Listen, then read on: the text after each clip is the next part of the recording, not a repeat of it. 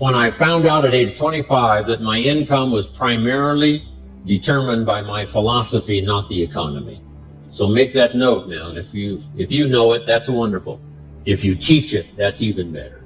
Your income is primarily determined by your philosophy, not the economy. I had no concept of that when I was 25 years old. I would have sworn to you. Because when my mentor said to me, how come you're not doing well? I showed him my paycheck. I said, look, this is all the company pays. He said, no, that's all the company pays you. I thought, well, that's a new way to look at it. Speaking of philosophy, how would you go from $5 an hour to $6 an hour? Let me give you some examples on philosophy. It can get you from $5 an hour to $6 an hour. Here's number one. Wait for the government to change the minimum wage. That's simple and easy, right? If you wait long enough, sure enough, the government will change the minimum wage, let's say to $6. Now, by law, the company must pay you $6, so you're home free. You say yes, but how long will it take? Answer, I'm sure much longer than you want to wait. But that's the first philosophy, wait for the government. Here's number two, wait for the company to pay you $6 an hour. How long will that take? How often is the review? 6 months, 1 year, let's say you don't make it. Second year, say, well, that's a long time to go from 5 to 6. It is a long time, but that's the next philosophy, wait for the company. Here's the third philosophy, and that's to go on strike. We call it the philosophy of demand. I demand $6 or I won't work. Now, if you're by yourself, this is a risky philosophy. If you've got 1,000 people now to take with you to the company and say, all 1,000 of us will not work unless we get $6, now you might have a chance. But by yourself, this philosophy doesn't work very well. The philosophy of demand only works by collective bargaining, we call it. Okay. And it does work. However, it's very limiting. You might get an extra penny or two, you might get an extra dollar, you might get an extra benefit, but it's very limiting, the philosophy of demand. And here's what for sure, jot this down. Using the philosophy of demand, you cannot get rich. If getting rich is of interest to you, you can't get rich using this philosophy. Gosh, it's so sad when somebody is in the right country and they got the wrong philosophy. So you can't get rich by demand. So now, what would be the next philosophy that might work better for all of us? And I'm sure it's one of the reasons why all of us got here to this room today. Here it is, the philosophy of performance. The philosophy of performance simply states, I will perform so well, arriving early, staying late, doing all the extra things, that the company would easily be justified in paying me $6. My father gave one of the greatest seminars in a simple little sentence. Here's what Papa said. I wish he was here to say it, but since he's gone, I'll say it for him. Here's what he said. Always do more than you get paid for. Now, some unions would argue with us on that point and say, no, that messes up the system. But this is what Papa said. Always do more than you get paid for to make an investment in your future. These are philosophies to follow. Your income is determined primarily by your philosophy. See, that changes everything. Is it possible to multiply your income by 10? All kids need to hear this. It's not being taught, I don't think, in the local schools. I never heard it until I was 25. It's possible to multiply your income by 10. If we searched around the Palm Springs area, could we find somebody that makes $50 an hour? And the answer is yes, of course. So it's possible to multiply your income by 10. Could you multiply it by 10 again? That's $500 an hour. If we searched around this area, would we have to search very long until we find someone that makes $500 an hour? No, everybody agrees. So it's not only possible to multiply your income by 10, it's possible to multiply by 10 again. Now, would it be possible to multiply it by 10 again? $5,000 an hour. What do you suppose I get paid? It's not open for public disclosure. I've lectured with, Schwarzkopf and Colin Powell and Henry Kissinger and all the rest. They get paid well. Schwarzkopf gets $65,000 for 1 hour speech. So all you have to do is become a general in the Army, win the Gulf War, you get $65,000 for a 1 hour speech. Bill Clinton gets what? $125,000 for a 1 hour speech. And then this just keeps on going, on up to the stratosphere. Someone earned $36 million last year for 1 year's work. So that's the ladder. Now, jot this down. To climb this ladder as high as you wish. And you got to underline the word wish. Because part of your future now is what you wish and what you want. How much property will they let you own in America? As much as you want. This is wish-want country. You've dropped into the right place. As much as you want, as much as you wish. And not to have any, when you live in a country where you can have as much as you want, as much as you wish. See, wouldn't that be puzzling to people outside the country? As much as you wish. To climb this ladder as high as you wish in terms of bringing value to the marketplace and becoming valuable to the marketplace as high as you wish. Here's all you have to do, and learn to work harder on yourself than you do on your job. Now, it takes time to bring value to the marketplace. However, we do not get paid for time. So we cross that out. Mistakenly, the man says, I'm making about $20 for an hour. Not true. If that was true, you could just stay home, right? And have them send your money. So that's not true. We don't get paid for time. We get paid for value brought to the marketplace. Now, since that's true, here's one of the key questions of my talk to you today. Is it possible to become twice as valuable to the marketplace and make twice as much money in the same time? Is that possible? The answer is yes. Could you become 3 times as valuable as you might be right now to the marketplace and make 3 times as much money in the same time? And the answer is yes. 5 times, 10 times? Of course. America is unique. It's a ladder to climb. It starts down here, let's say, at $5 an hour, and it keeps going up. Now, that's a heck of a ladder. That's why everybody wants to come here, right? The boat people are not headed for Vietnam. People haven't plotted and schemed for 50 years saying, if I could just get to Poland, everything would be okay. Not true. Everybody wants to come to America. And the reason is because we've got the best wind ever blowing in our favor. We've got the best economic opportunity anybody's had in 6,500 years. And all you have to do is understand it and take advantage of it. Now, there's some key questions to ask here. Why would the marketplace pay someone only $5 an hour? Very simple answer. They're not very valuable to the marketplace.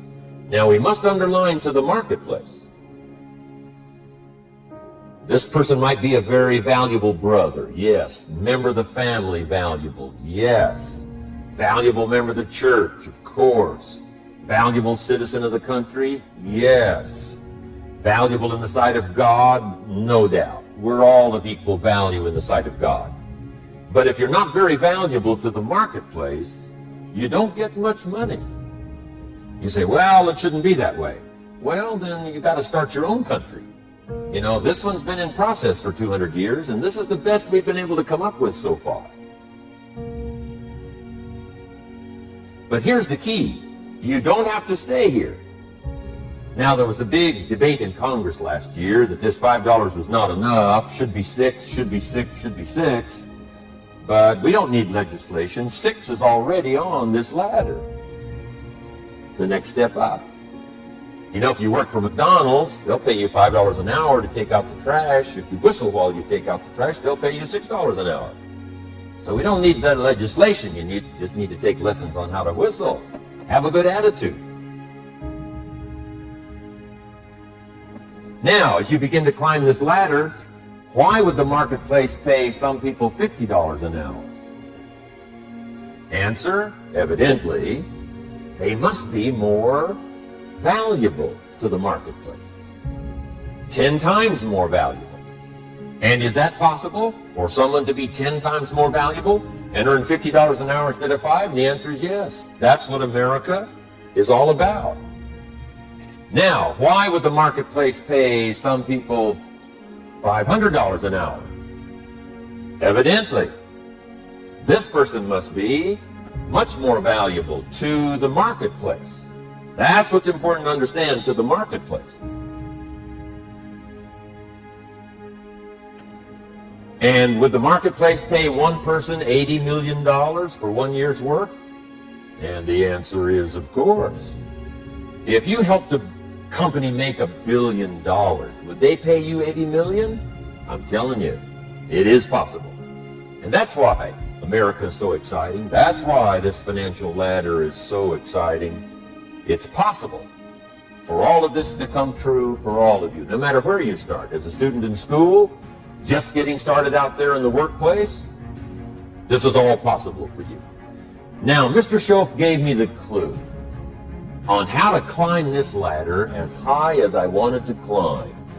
Now, we're talking primarily economics here. There's a lot of other ways to become valuable to your family, valuable to your friends, valuable to the community, valuable to the team, right? Valuable to the team effort, valuable to the concert. But here's what he said to me. In climbing this ladder economically, all you have to do is work harder on yourself than you do on your job. Once I heard that, it made sense to me. Here's the next one. Pay your taxes.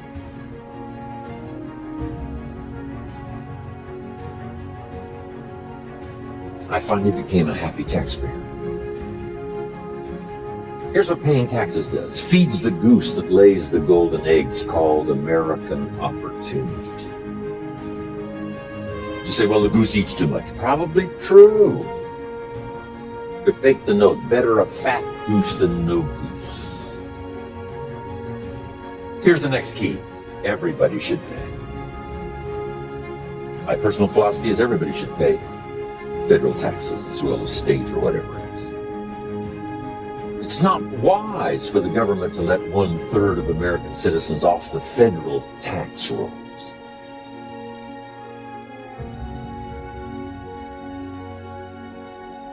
Why? Here's what it does.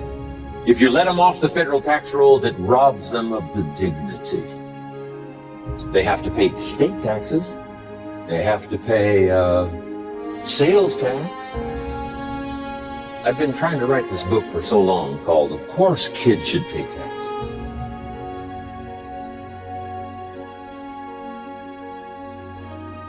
When a kid in California walks into 7-Eleven and buys something that costs $1, the proprietor asks the kid for 8 more pennies. The kid says, what's these 8 pennies? He says, that's the taxes.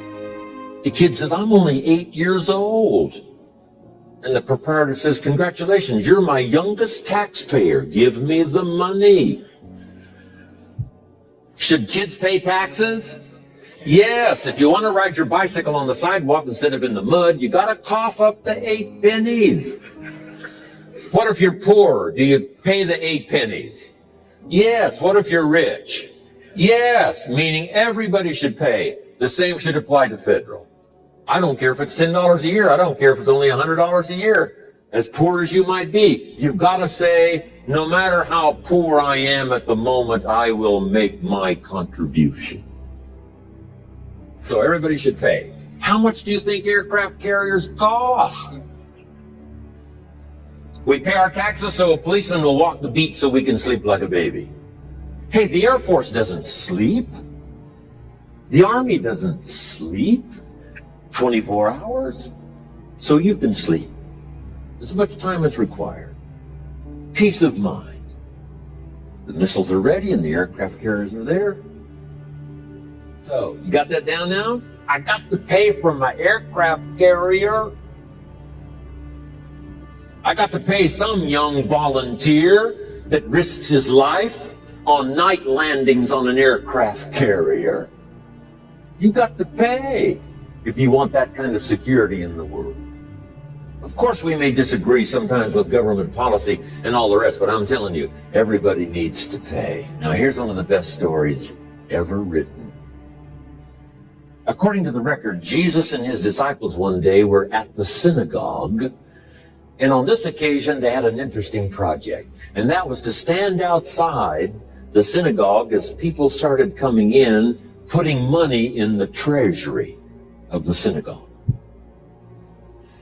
And as Jesus and his disciples stood outside watching the people come by, putting their money in the treasury, it said, some came with large amounts, put them in the treasury.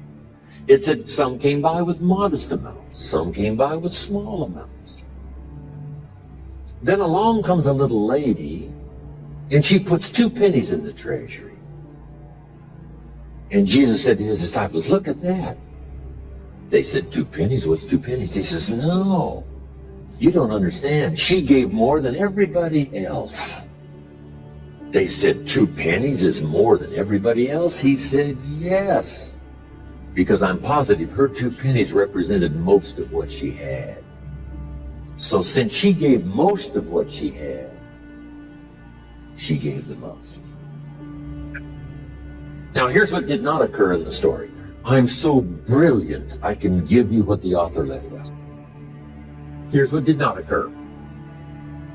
When the little lady put her 2 pennies in the treasury and walked away, here's what didn't occur. Jesus didn't run after this little lady and said, hold it, little lady. My disciples and I have decided that you're so pitiful and you're so poor.